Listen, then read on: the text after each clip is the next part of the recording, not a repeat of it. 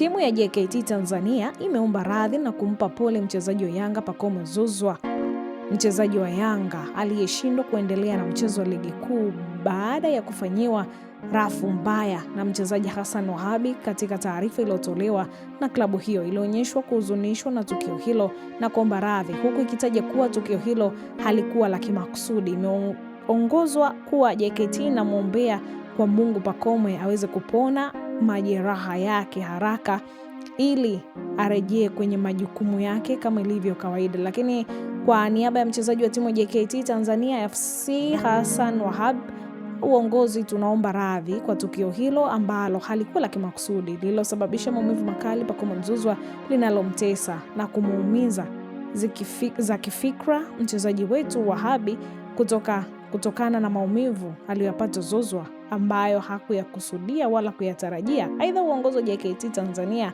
tunatoa pole ya dhati kwa mchezaji Zouzoua.